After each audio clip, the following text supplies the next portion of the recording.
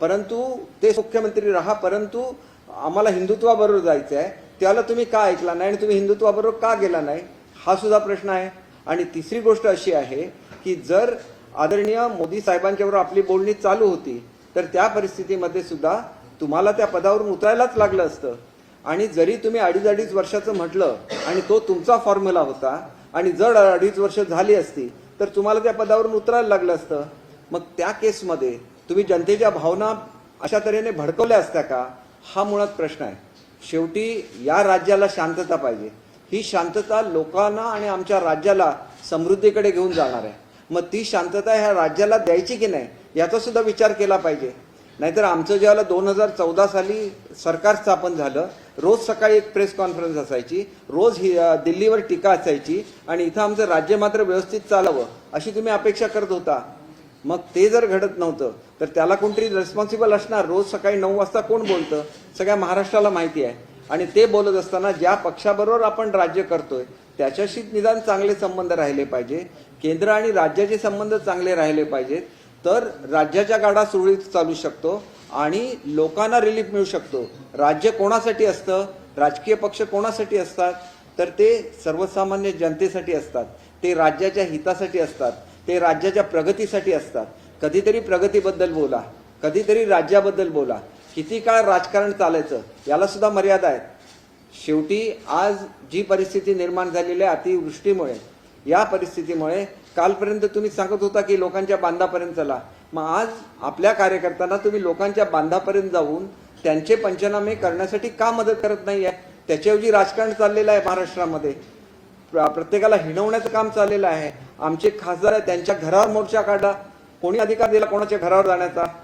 तुम्हाला पाहिजे तुम्ही सभा घ्या, तुम्हाला जनतेशी काय बोलायचं आहे तुम्ही बोला, परंतु अशा तऱ्हेने दुसऱ्याच्या घरी जाणं, त्यांना हिणवणं ही महाराष्ट्राची संस्कृती नाही. जो बोलण्यामध्ये थोडासा सुधार आलेला होता प्रवक्त्यांच्या, तिथल्या प्रवक्त्यांच्या, ते पुन्हा एकदा त्यांचं घसरायला लागलेलं दिसतंय. म्हणजे तिथून मग तुम्ही अमुक व्हाल, तुम्ही लोकांच्या अश्रूमध्ये लोकांना रडवायचं कसं हे तुम्हाला माहिती आहे. खोटं सांगून रडवता येतं, असं सांगून रडवता येतं की ज्या वेळेला पक्षप्रमुख आजारी होते त्यावेळेला कटकारस्थान झालं असं तुम्ही म्हणू शकता, पण कटकारस्थान मुळात झालेलंच नव्हतं हे महाराष्ट्राच्या जनतेला कळलं पाहिजे. कटकारस्थान का होणार? तुम्हाला येऊन परत परत भेटत होते ना, सांगत होते ना की आघाडी तोडा, आघाडी तोडा, म्हणजे त्याच्यामध्ये काही कटकारस्थान असतं का? शिवसेना वाचली पाहिजे तर ही आघाडी बनता कामा नये. आणि तुमची जर बोलणी चालू होती आणि आम्हाला जर असं वाटतं की शिवसेनेचं मुंबई हे हृदय आहे, मग त्याला तुम्ही मोदी साहेबांची बोलणी का नाही केली की मुंबई मराठी माणसाच्या ताब्यात राहिली पाहिजे? ही बोलणी तुम्ही करून सहजासहजी मुंबईवर जो मराठी माणसाचा आज एक मानाचा हिरवा भगवा झेंडा आहे, हा झेंडा तुम्ही कायम ठेवू शकला असता, कारण तुमची बोलणी चालू होती. आणि तुमची बोलणी ही केवळ महाराष्ट्राच्या सत्तेसाठी असतील तर मग मुंबईचं कोणी बघायचं? आमच्यापैकी प्रत्येक जणांना काय एक इंटरेस्ट असतो, आम्ही का शिवसेनेमध्ये जातो? तर मुंबईचं अस्तित्व, मुंबईतलं मराठी माणसाचं अस्तित्व शिवसेनेने टिकवलं असं आमचं म्हणणं असतं. आणि मग ते आज तुम्ही दिसायला लागला मुंबईमध्ये, आज तुम्ही शाखामध्ये जायला लागला. कालपर्यंत हे कुठे फिरत नव्हते. हे जे युवा सेनेचे प्रमुख होते, मी त्यांचं नाव नाही घेणार, मला त्यांच्याबद्दल आदर आहे, लोकांना दिसत सुद्धा नव्हते. 7व्या मजल्यावर त्यांचं ऑफिस आहे, किती काळ ते आपल्या ऑफिसमध्ये गेले, किती काळ ते लोकांना भेटले, याचं उत्तर सुद्धा त्यांना लोकांना द्यायला लागेल. आमच्या आमदारांना ज्यावेळेला तुम्ही जाऊन चिडवता, त्यांच्या विरोधामध्ये लोकांना उठवता, त्यावेळेला तुम्हाला हे साधं उत्तर देणं अपेक्षित आहे की त्यावेळेला तुम्ही किती शिवसैनिकांना भेटला, त्यावेळेला तुम्ही महाराष्ट्राच्या किती जनतेला भेटला, याचं सुद्धा उत्तर मिळालं पाहिजे. आम्ही ज्यावेळेला मंत्री असतो, आम्ही सकाळी 7-8ला आमच्या घरचं ऑफिस सुरू करतो, 10ला आमच्या कार्यालयात जातो, तिथं 6-7 वाजेपर्यंत बसतो. परत जर कोण व्हिजिटर असले तर त्यांना घरच्या ऑफिसमध्ये बसतो. आणि याच्यासाठी आम्हाला हे बंगले दिलेले असतात, याच्यासाठी आम्हाला आमची ऑफिसेस दिलेली असतात सरकारने. आणि मग त्याचा वापर त्या काळामध्ये तुम्ही करू शकला नाही तर त्याचं उत्तर सुद्धा तुम्हाला द्यायला लागेल. महाराष्ट्रामध्ये केवळ राजकारणाला राजकारण चालणार नाही, कारण देशातलं पहिल्या क्रमांकाचं हे राज्य आहे आणि ते पहिल्या क्रमांकावर राहिलं पाहिजे. तर कधीतरी राजकारणातून बाहेर पडायला लागेल आणि महाराष्ट्राच्या जनतेला न्याय द्यायला लागेल. आणि म्हणून तुमची आंदोलनं चालवायची, तुम्ही तुमच्या पक्षामध्ये काय करायचं, तुमचे कार्यकर्ते कसे जवळ ठेवायचे, हा तुमचा विषय आहे. त्याच्यामध्ये जनतेला ओढू नका. जनतेला जे पाहिजे, जनतेला स्वतःची प्रगती पाहिजे. शेतकऱ्यांची आत्महत्या होत असल्या तर आत्महत्याग्रस्त महाराष्ट्र घडवायचा आहे, मग त्याच्यामध्ये तुम्ही स्वतःचं योगदान काय देणार हे तुम्ही सांगितलं पाहिजे. कारण ज्यावेळेला एखाद्या घरातला शेतकरी आत्महत्या करतो त्याला त्या घरावर किती दुःखाचा डोंगर कोसळतो हे लोकांना माहिती असतं. आणि म्हणून आज राजकारण करायची वेळ नाही आणि राजकारण किती काळ चालवायचं याला सुद्धा मर्यादा आहेत. राजकारणामध्ये 2.5 वर्ष गेली, केंद्रावर आरोप, याच्यावर आरोप, रोज आरोप, आणि त्याच्या व्यतिरिक्त कामाच्या नावाने मग राज्य मागे पडतं. आणि हे कुठेतरी थांबवावं आमची कळकळीची विनंती आहे. तुम्ही राजकारण करा, तुम्ही मुलाखती द्या, त्याच्याबद्दल आमचं कुठलंही दुमत नाही, परंतु आता हे थांबलं पाहिजे, कुठेतरी थांबलं पाहिजे. तुम्हाला असं वाटत असेल, तुम्ही कोर्टामध्ये गेलेला असाल, कोर्टामध्ये निर्णय होईल. तुम्ही इलेक्शन कमिशनमध्ये गेला असेल, इलेक्शन कमिशनमध्ये निर्णय होईल. परंतु महाराष्ट्राच्या विकासाची गाडी थांबता कामा नये एवढं माझं नम्र निवेदन आहे. आणि माझं सगळ्यांना विनंती आहे की आता हे कृपया थांबवा. लोकांच्या घरावर पाठवायचं तर अगोदर ताबडतोब थांबवा. याच्यामधून महाराष्ट्रामध्ये अशांतता निर्माण होईल आणि ज्याला अशांतता निर्माण होईल त्यावेळेला लॉ अँड ऑर्डरचे प्रश्न निर्माण होतात. त्यावेळेला पोलिसांना नाईलाजास्तव कुठल्या तरी ॲक्शन घ्यायला लागतात आणि त्या ॲक्शनमधून राज्याची एकंदर जे वातावरण असतं, एकाबद्दलचं प्रेमाचं वातावरण असतं, हे कुठेतरी कमी होतं. आणि त्याच्यामुळे हे थांबवावं अशी माझी नम्र विनंती है. मैं ये कहना चाहता हूं कि 3 दिन पहले मेरी प्रेस कॉन्फ्रेंस हुई थी. सिंपल से 3 प्रश्न मैंने पूछे थे. उसमें से पहला सवाल ऐसा था कि क्या आपने शिंदे साहब को मुख्यमंत्री बनाने का आश्वासन दिया था क्या? इसका सिंपल आंसर हो सकता है हाँ या ना. और दूसरा क्वेश्चन मैंने ऐसे पूछा था कि क्या शिंदे साहब आपको मिले थे और उस वक्त उन्होंने ऐसा बोला था कि मुझे मुख्यमंत्री बनने में कोई भी इंटरेस्ट नहीं है, आप भी मुख्यमंत्री रहिए, लेकिन ये जो राष्ट्रवादी कांग्रेस और कांग्रेस की आघाड़ी है आपके साथ, ये आपके पार्टी को खत्म कर रहे हैं, तो आप इससे बाहर आ जाइए. और हमारे जो असली पार्टनर्स थे, जिनके साथ हम लोग अलायंस थी, जिसके साथ हमने इलेक्शन लड़ी थी, उनके साथ जुड़ जाइए. तो उसका भी जवाब नहीं आया था. उसका भी जवाब हाँ या ना में आ सकता है, वो भी जवाब नहीं आया. इसका मतलब मैं ऐसे समझ सकता हूँ कि इसमें भी शायद सच्चाई हो. और तीसरा सवाल ये था कि राहुल शेवाड़े जी ने जो बोला था कि आपकी और मोदी साहब की बात चल रही थी इकट्ठा आने के बारे में, और ये बात इसलिए वहां पे थम गई क्योंकि आपने 12 लोगों को निलंबित किया विधानसभा से. तो क्या ये बात सच है?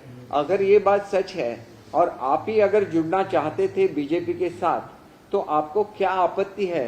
अभी अगर बाकी के लोग आपको बार बार कहने के बाद और आप उसका कोई भी कॉग्निजेंस जब आपने नहीं दिया और वो जुड़ जाते, तो आपको क्या आपत्ति है?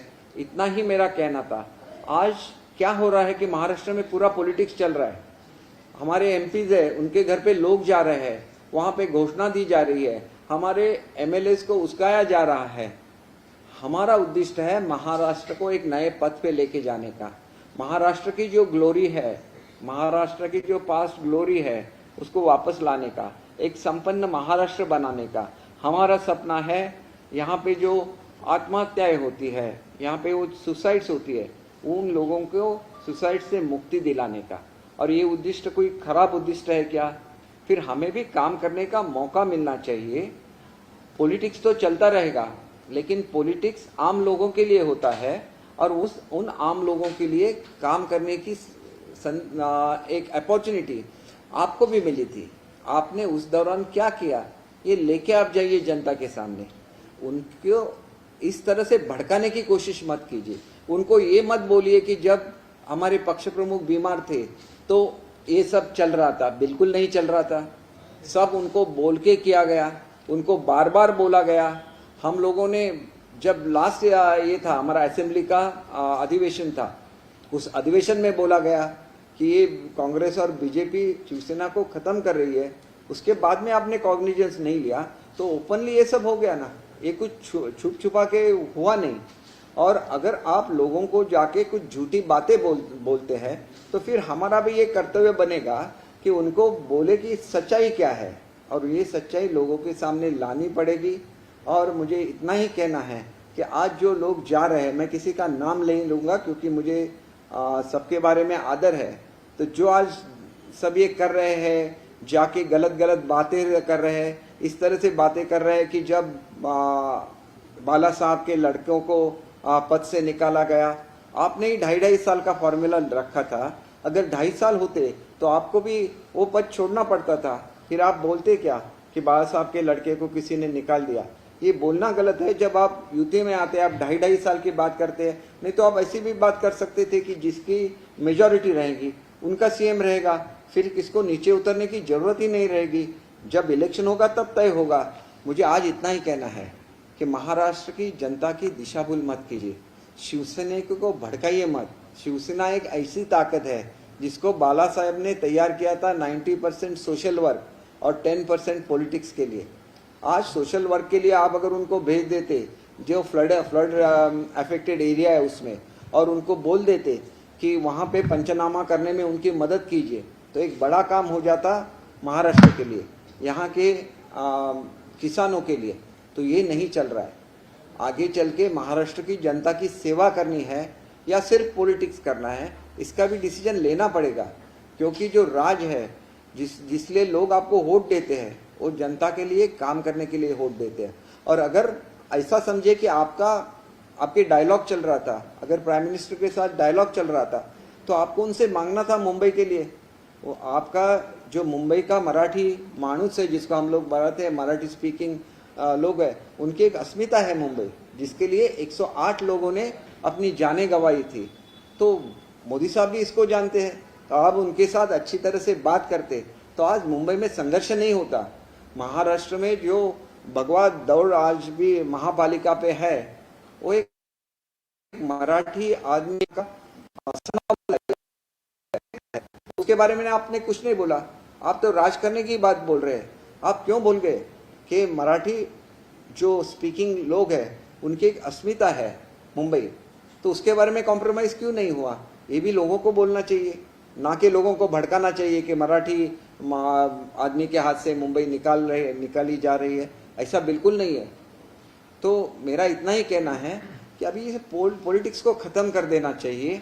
और आप अगर कोर्ट में गए हैं तो कोर्ट का फैसला होगा, उसका इंतजार कीजिए। अगर आप इलेक्शन कमीशन के सामने गए हैं तो इलेक्शन कमीशन का फैसला आने दीजिए। तब तक सब मिलके महाराष्ट्र के हित के लिए काम करें। इतना ही मेरा कहना है। कल मैं आपको अभी मराठी जो पत्रकार है हमारा पहले ही तय हुआ एक एक ते बोला